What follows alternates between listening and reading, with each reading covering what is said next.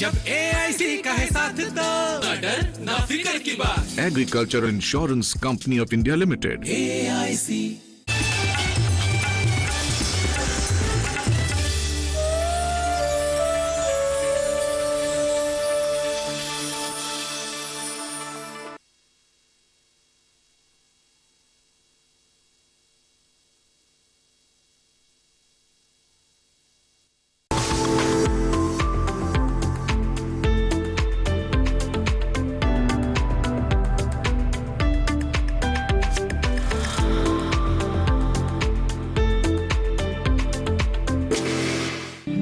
सम्मान करें, किसानों को सलाम करें, बंजर को भी उपजाऊ बना दे, वही तो है हमारे किसान भ्राता। नमस्कार, बहुत स्वागत। डीडी किसान देख रहे हैं आप, मैं हूं आपके साथ राधिका चौधरी। आज हमारी टीम उत्तर प्रदेश जिला बागपत गांव सुनहेड़ा पहुंची है, जहां हम बात करेंगे प्राकृतिक खेती की। वो प्राकृतिक खेती देश के प्रधानमंत्री मोदी जी का सपना है। पूरा हिंदुस्तान प्राकृतिक खेती करे, प्राकृतिक खेती से जुड़े, जहर मुक्त खेती। वो अनाज जो हर घर तक पहुंच रहा है, उसमें कोई मिलावट नहीं होनी चाहिए। अब इसका बीड़ा जो है हमारे किसान भाइयों ने उठा लिया है। किसानों का कहना है कि रासायनिक चीजों का प्रयोग नहीं करेंगे और प्राकृतिक खेती करेंगे, जिसमें उस खाद का प्रयोग करेंगे जो देसी खाद होती है, देसी गाय से बनती है, हरी खाद होती है, जिसका जो अनाज है वो हर घर तक पहुंचे। और हमारे किसान भाइयों ने ये भी कह दिया है कि जीरो बजट यानी जीरो बजट वाली फार्मिंग जो है, कम लागत और ज्यादा से ज्यादा मुनाफे वाली खेती है, वो प्राकृतिक खेती है। अब देखते हैं कि हमारे साथ चौपाल चर्चा में आज वैज्ञानिक, डॉक्टर, तमाम किसान भाई रहेंगे।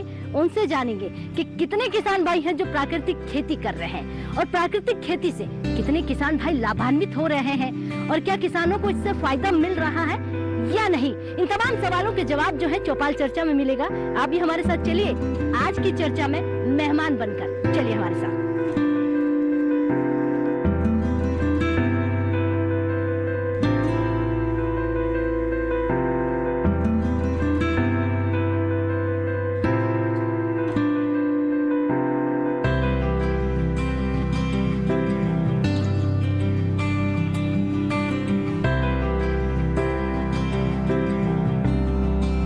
सुनहेड़ा गांव में हम पहुंच चुके हैं, चर्चा शुरू करते हैं। और देखिए, आज की चौपाल में आप हमारे किसान भाइयों को देख रहे हैं। हमारे साथ केवीके से वैज्ञानिक डॉक्टर भी मौजूद रहेंगे, जो आपको बताएंगे कि प्राकृतिक खेती से किसान भाई कैसे जुड़े और अगर जुड़ते हैं तो कितना मुनाफा होगा। तो सबसे पहले जो यहाँ पे एक सफल किसान है, उनके बारे में जानकारी ले रहे हैं। सुनहेड़ा गांव में पहुंचते हैं तो सबसे बड़ा जो नाम है इन्हीं का लिया जाता है कि एक ऐसे एक किसान भाई है जो खेती बाड़ी कर रहे हैं और प्राकृतिक खेती कर रहे हैं। जी, क्या नाम है आपका? मैम, मेरा नाम विजय है और मैं पिछले 8 सालों से प्राकृतिक खेती कर रहा हूँ और बाय प्रोफेशन मैंने MBA किया हुआ है और लगभग 9 साल जॉब करने के बाद में मैंने वहाँ से जॉब से रिजाइन लेके और प्राकृतिक खेती अभी मैं कर रहा हूँ। एज ए प्रोफेशन भी मेरी प्राकृतिक खेती है। अच्छी खासी सैलरी होगी, वो आपने छोड़कर प्राकृतिक खेती, तो उन युवाओं को क्या कहेंगे जो अपने गाँव को छोड़कर शहर चले जाते हैं? देखिए, जॉब में अच्छी सैलरी थी, मेरा लगभग 7-8 लाख रुपए का पैकेज था, लेकिन जॉब में रहते हुए बहुत सारी परेशानियां, बहुत सारा मानसिक तनाव और सेहत से जुड़ी बहुत सारी दिक्कतें मुझे आनी शुरू हो गई थी। तो फिर मैंने फैसला किया अपने पिताजी से बात करने के बाद में कि मुझे घर आके प्राकृतिक खेती जो मैं पहले कर रहा था, इसको एक प्रोफेशनल तरीके से करना है। हाँ। और फिर मैंने यहाँ आके शुरू किया। और जो हमारा जो वेस्टर्न यूपी में जो मेन क्रॉप है गन्ना है, तो पहले जो हमारा गन्ना था वो शुगर मिल पे हम डालते थे। फिर हमने इस गन्ने से इसको बायो प्रोडक्ट बना के, जैसे गुड़, शक्कर, खांड, ये बनाना शुरू किया। हाँ। और आज जो हमारा गुड़ शक्कर है वो अलग अलग राज्यों में भी जा रहा है, दिल्ली में भी जाता है, हमारे गांव के आसपास के क्षेत्र में भी जाता है और अगर बात करें तो सबसे ज़्यादा तो कोलकाता तक हमारा गुड़ जा रहा है अभी के लिए। जी, तो बहुत धन्यवाद। बैठिए आप, तालियां हो जानी चाहिए भाई हमारे सफल किसान के लिए। आपके घरों में मिठास घोलने वाला गन्ना अब घर घर तक जो पहुंच रहा है वो प्राकृतिक खेती से जुड़ रहा है। हमारे साथ जो यहाँ पर केवीके से जो अधिकारी आए हुए हैं, मैं उनसे भी जानना चाहूंगी। जी, क्या नाम है आपका? मेरा नाम डॉक्टर शिवम सिंह है। मैं कृषि विज्ञान केंद्र बागपत में हूँ। ठीक। लेकिन शिवम जी, प्राकृतिक खेती कैसे करें? सबसे बड़ा सवाल ये है कि यहाँ बहुत सारे किसान भाई हैं जो खेती करते भी हैं, कुछ किसान अभी इस प्राकृतिक खेती से नहीं जुड़े हैं।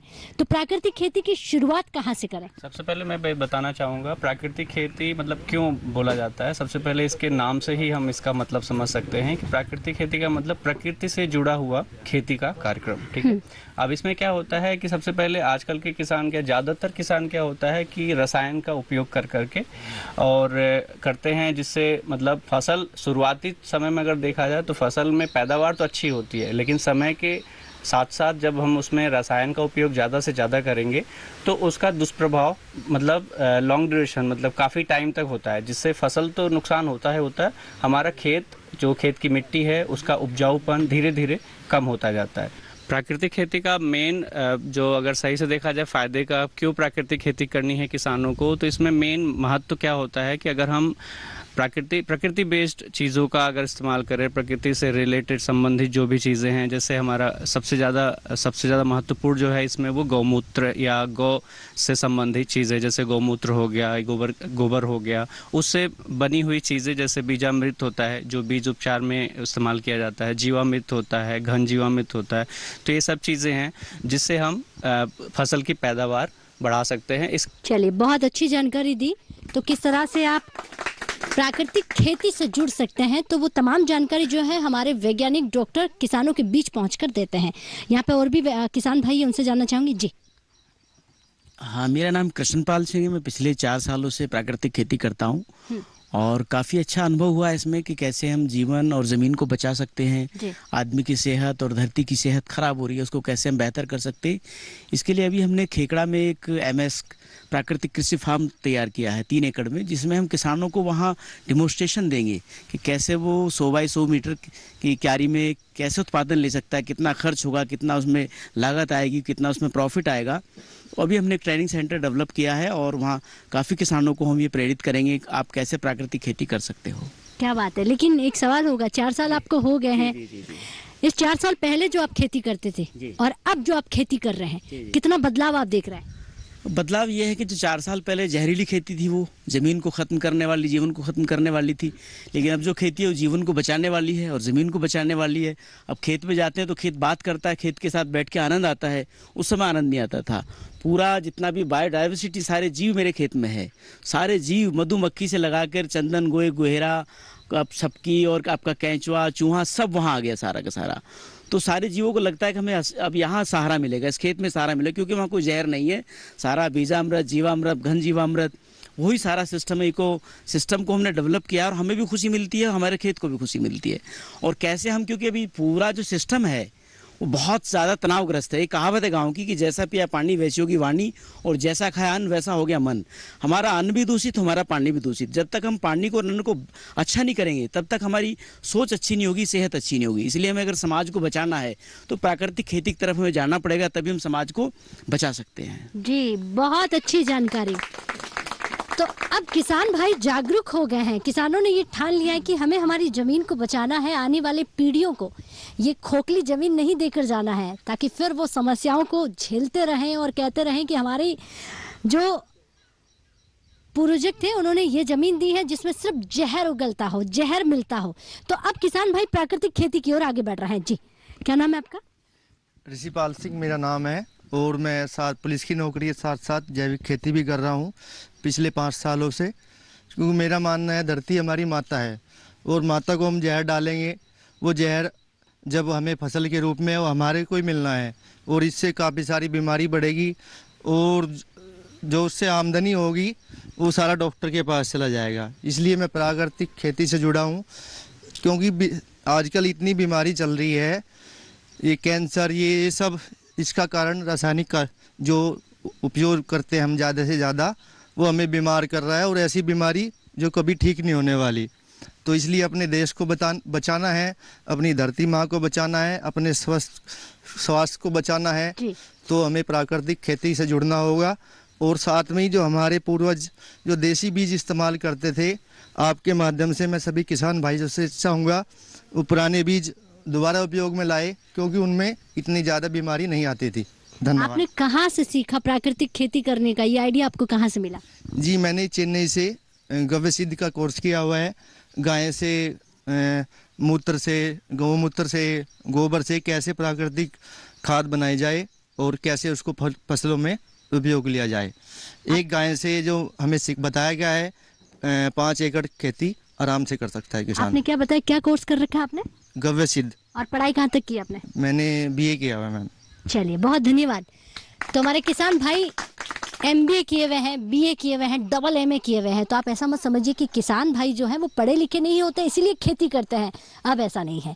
अब पढ़े लिखे किसान भाई ऐसी खेती कर रहे हैं कि आने वाली युवा पीढ़ियों को इस खेती से जुड़ना है। जी नमस्कार जी, मेरा नाम पंकज है। मैंने ग्रेजुएशन किया हुआ है। मैं पिछले 3 साल से प्राकृतिक खेती कर रहा हूँ। लेकिन पंकज जी, ग्रेजुएशन होते ही आपके दिमाग में ये आ गया प्राकृतिक खेती करना है या शहर में जाके नौकरी करना है? नहीं, पहले मैं अपना बिजनेस करता था, नौकरी नहीं करता था। 8 साल हो गए मुझे अपना बिजनेस करते हुए।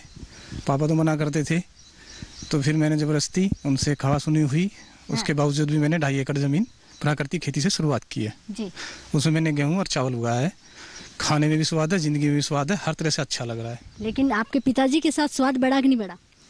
बढ़ रहा है धीरे धीरे। ठीक है, हाँ जी। चलिए, आपका तालमेल अच्छा हो जाए, बहुत बढ़िया। तो पिताजी से लड़ाई करके भी खेती बाड़ी शुरू की। अब जिंदगी में स्वाद घुल रहा है, परिवार में घुल रहा है और पिताजी के साथ भी तालमेल अच्छे हैं।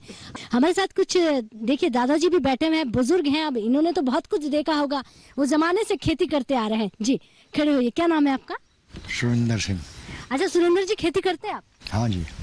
अच्छा, खेती में आजकल ये चलन चल रही है, देश के प्रधानमंत्री मोदी जी का भी बार बार कहना है कि आप प्राकृतिक खेती करो, प्राकृतिक खेती करो। आपको लगता है फायदा है कि नहीं है?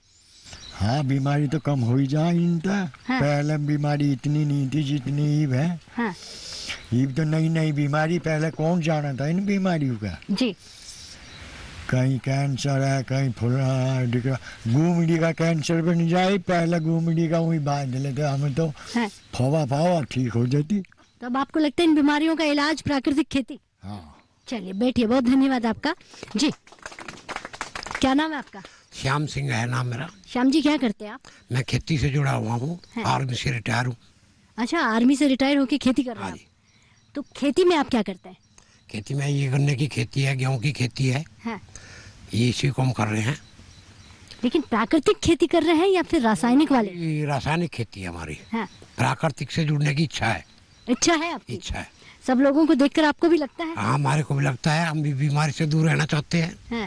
सबका स्वास्थ्य अच्छा रहे, हमारी भी यही मनोकामना है। ठीक है, तो आज की चौपाल जो चर्चा चल रही है, इससे आपने जानकारी ली होगी? हाँ जी, हाँ, जानकारी ले रहे हैं। तो आगे अब जब रहेंगे। हाँ, जब आप खेती करेंगे तो प्राकृतिक खेती करेंगे? प्राकृतिक सोच रहे। कितने बीघा जमीन है आपके पास? मेरे पास 12 बीघे जमीन है। तो अगर सोचिए, अगर 12 बीघा का जो अनाज हमारे गांव शहर तक पहुंचेगा तो वो जहर मुक्त होगा। हाँ जी, जहर मुक्त करने की हम कोशिश कर रहे हैं। चलिए, बहुत धन्यवाद। तालियां हो जानी चाहिए हमारे दादाजी के लिए। तो एक ऐसा भोजन तैयार किया जा रहा है जो जहर मुक्त होगा और धीरे धीरे उत्तर प्रदेश बागपत की बात कर रहे हैं। सुनहेड़ा गांव में किसान जुड़ रहे हैं प्राकृतिक खेती से।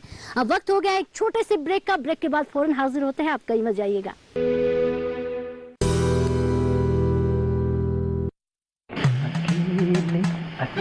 अरे वाह भैया, अकेले अकेले। अरे तू भी ले, पर खाएगा कैसे? मैं ऑर्गेनिक खेती की बात कर रहा रे बेटे। अकेले अकेले खेती कब तक करेगा? मतलब गांव में 20-25 किसानों का समूह बना के पंजीकरण करवा ले, फिर सरकारी ट्रेनिंग भी मिलेगी और मुफ्त जैविक बीज खाद भी। फिर BGS ऑर्गेनिक की सरकारी मोहर के साथ तेरी उपज आकर्षक पैक में पहुंचेगी बड़े बाजार तक। अच्छा? हाँ। अरे भाई, कहाँ चल दिया? सबको साथ लाने, आमदनी बढ़ाने। तो किसान भाई समझ गए ना? साथ मिलकर ऑर्गेनिक खेती कीजिए, अपनी परंपरा को आगे बढ़ाइए, ज्यादा मुनाफा कमाइए। माटी से प्रेम की परंपरा है परंपरागत खेती।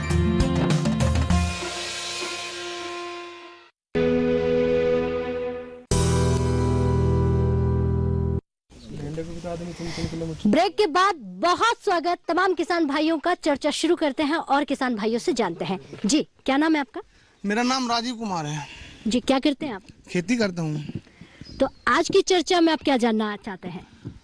पता चला है कि यहाँ प्राकृतिक खेती की जानकारी मिल रही है, तो हम भी उसके इच्छुक हैं कि प्राकृतिक खेती करें, उससे हमें क्या लाभ मिलेगा, सेहत पर इनका क्या असर पड़ता है, तो ये सारी चीज़ें जानने के लिए यहाँ ही है। ठीक है, चलिए, तो ये जानकारी हम केवीके से लेंगे। बैठिए, आपका बहुत धन्यवाद कि प्राकृतिक खेती करना चाहते हैं लेकिन उपज को कैसे बढ़ा सकते हैं और अगर करते हैं तो कितना फायदा हो सकता है। जी मैम, आप बताएं। सबसे पहले आपका यहाँ पर स्वागत है। मेरा नाम अंकिता नेगी है। मैं कृषि विज्ञान केंद्र बागपत से हूँ। जैसा कि इन्होंने अभी पूछा कि प्राकृतिक खेती ये कैसे कर सकते हैं। अगर ये अभी रासायनिक खेती कर रहे हैं तो इन्हें धीरे धीरे स्टार्ट करना होगा। एकदम से प्राकृतिक पे जाएंगे तो वो भी ऐसा है कि तुरंत प्रोडक्शन घट जाएगा उनका, तो धीरे धीरे उस तरफ बढ़ना है। फिर इनका आगे इन्होंने पूछा कि कैसे ये लाभ कमा सकते हैं। असल में जो मार्केट का है स्ट्रक्चर भारत का, तो यहाँ पर ऑर्गेनिक की जो है कीमत ज़्यादा होती है रासायनिक से। ठीक, अगर वो अच्छे से मार्केटिंग उसकी चीज़ की करते हैं, मतलब ऑर्गेनिक लगा रहे हैं, उसका सर्टिफिकेशन करते हैं, सब कुछ करते हैं, तो उन्हें उससे ज़्यादा लाभ होगा। जो कीमत उन्हें 1000 की चीज़ मतलब बेच पा रहे हैं, वो उसी चीज़ को वो 2000 में बेच पाएंगे। बस वो ये कि उसे मैनेजमेंट के साथ पूरा मैनेज करके करना होगा। जी चलिए, बहुत शुक्रिया अंकिता जी आपका। तो धीरे धीरे हमें प्राकृतिक खेती की ओर बढ़ना है। अगर हम अचानक प्राकृतिक खेती कर रहे हैं तो नुकसान भी हो सकता है। जी, क्या नाम है आपका? अमित दामा। मैं एक स्टूडेंट हूँ, MSc कर रहा हूँ इकोनॉमिक्स से, और इस पे ऑर्गेनिक पे थीसिस कर रहा हूँ। अभी मेरी थीसिस चल रही है। वे इसलिए चल रही है कि मेरे को देखना है कि जो रासायनिक खेती दिन पे दिन किसानों के बीच में कैंसर, हार्ट अटैक कैसी बीमारी दिन पे दिन किसानों में बढ़ती जा रही है, क्या कारण है। तो कारण ये रासायनिक खेती का है। तो इससे बचाव के लिए मैं देख रहा हूँ कि हमारे डिस्ट्रिक्ट में कितने लोग किसान जो ऑर्गेनिक खेती कर रहे हैं और किस क्षेत्र पे इन्हें क्या लाभ हो रहा है, सरकार की तरफ से क्या मदद मिल रही है। तो अब तक जो देखा गया, सरकार बोल तो रही है कि मदद मिल रही है, ये करो वो करो, लेकिन धरातल पर सरकार की तरफ से कोई मदद नहीं मिलती इनको। इसलिए किसान तभी ऑर्गेनिक की तरफ बढ़ेगा, अगर सर होगा तब कि सरकार की तरफ से धरातल पर पूर्ण रूप से मदद मिलेगी किसानों को। ठीक है, चलिए, बहुत धन्यवाद आपका। तो और भी किसान भाई हैं, उनसे भी जानने की कोशिश करेंगे। जी, क्या नाम है आपका? मैडम प्रशांत चौधरी। हाँ, मैं क्या करते हैं आप? अध्यापक हूँ मैडम, और किसान परिवार से जुड़ा हूँ। मैं जो एक्सपर्ट आए हुए हैं, इनसे बीजामृत के बारे में जानना चाहता हूँ मैडम। अच्छा, एक बात तो सवाल पूछेंगे आपसे कि अध्यापक है तो हमारे जो स्टूडेंट होते हैं, विद्यार्थी होते हैं, उनको आप प्राकृतिक खेती या खेती बाड़ी के बारे में बताते कि नहीं बताते? जी मैडम, अब वैसी सिंपल खेती तो जानता हूँ मैं। हाँ। अब प्राकृतिक खेती के बारे में जानूंगा तो उनको बताऊंगा। रूसो ने भी कहा है कि प्राकृतिक की ओर लेट चलो। चलिए, क्या बात है। तो प्राकृतिक खेती के बारे में जानकारी लेकर हमारे जो टीचर हैं, गुरु हैं, वो विद्यार्थियों को भी सिखाना चाहते हैं। जी, बीजामृत बनाना हो तो इसकी विधि क्या है, कैसे बनाएं? बीजामृत बनाने के लिए पानी की ज़रूरत होती है, गोबर की ज़रूरत होती है। पानी होना चाहिए 20 लीटर, गोबर आपको 5 किलो लेना होता है। वो जो फिर एक सूती कपड़ा लेकर के उस गोबर को उस पोटली में बंद कर देना है। फिर आपका जो पानी है उस 20 लीटर की टंकी में आपको वो मतलब गोबर की पोटली को छोड़ देना है। उसके साथ ही आपको 1 लीटर का बर्तन लेना है, उसमें आपको चूना डाल देना है। ये 50 ग्राम के आसपास होना चाहिए। एक रात इसे ऐसे ही रहने दीजिए, फिर उस चूने को उसमें मिला देना है। प्लस एक मुट्ठी भर मिट्टी होती है ना, मतलब मुट्ठी भर मिट्टी लेनी है आपको। ये जो मिट्टी होगी ऐसी जगह से होगी जो अनडिस्टर्ब, मतलब जैसे पेड़ है, पेड़ के नीचे की मिट्टी ले लीजिए, या जिनमें मतलब ज़्यादा छेड़खानी ना हुए हो। आपका खेत है, उसकी मेड़ की मिट्टी ले लीजिए। इस मिट्टी को आप उसमें रख देंगे, उस पूरे कनस्तर में, मतलब जो आपका है। ठीक, उसको रात भर छोड़ने के बाद आप इसे अगले दिन 24 घंटे के अंदर इसे प्रयोग करना होता है। तो अगले दिन आप इसको अपने 100 किलो बीज को उससे ट्रीट कर सकते हैं। फिर उसके बाद आपको तुरंत उसकी बुआई कर देनी है। जितनी जल्दी हो जाए उतना सही रहता है। चलिए, तो बीजामृत कैसे बनाते हैं ये भी आज की चर्चा में हमारे किसान भाई जान रहे हैं। तो चर्चा का कहीं ना कहीं एक ऐसा जुड़ाव हो जाता है, जो जानकारी हमारे किसान भाइयों को नहीं है वो केवीके के माध्यम से मिल जाती है, और जो जानकारी नहीं मिल रही है उन तमाम योजनाओं को लेकर डीडी किसान भी हमारे किसानों के बीच पहुंच रहा है। और भी किसान भाई हैं, उनसे भी जानेंगे। जी, क्या नाम है आपका? जी, मेरा नाम आर्य कपिल वैदिक है। हाँ। मैं यहीं बागपत में रहता हूँ और पिछले लगभग 5 साल से मैं भी प्राकृतिक खेती कर रहा हूँ, और अभी ज़मीन के छोटे टुकड़े पे कर रहा हूँ, धीरे धीरे उसे बढ़ा रहा हूँ। अभी जो भाई कृष्णपाल जी ने कहा था कि भाई जैसा होगा अन्न वैसा होगा मन। हाँ। जैसा खाएंगे अन्न। देखिए, बहुत महीन अंतर है इनमें। मैं सही समझता हूँ कि जैसा होगा मन वैसा ही खाएंगे अन्न। क्या बात है। ठीक है। हाँ। तो इसी पे हम लोग काम कर रहे हैं। हाँ। MBBS डॉक्टर्स होते हैं, लेकिन कोई किसी चीज़ का स्पेशलिस्ट है, कोई किसी चीज़ का। जो हार्ट स्पेशलिस्ट है वो ऑर्थो के बारे में ज़्यादा चीज़ें नहीं जानता, जो ऑर्थो वाला जो है वो हार्ट की उतनी चीज़ें नहीं जानता।